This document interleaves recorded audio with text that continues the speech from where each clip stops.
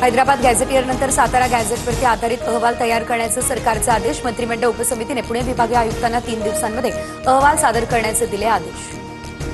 ठाण्यात सत्ता आणायची असेल तर रावणाच्या अहंकाराचं दहन करावं लागेल. महापालिका निवडणुकीचं रणशिंग फुंकत भाजपच्या गणेश नाईक यांच्याकडून अप्रत्यक्षपणे शिंदेंना आव्हान, तर महायुतीचाच महापौर ठाण्यात बसेल, श्रीकांत शिंदे यांचं उत्तर.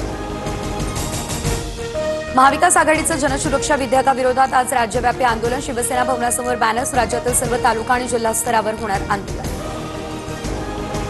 भाजप मुंबई महापालिकेचं रणशिंग फुंकणार. 16 सप्टेंबरला मुंबई भाजपकडून विजय संकल्प मेळावा. मेळाव्यामध्ये फडणवीस भाजप पदाधिकाऱ्यांना करणार मार्गदर्शन.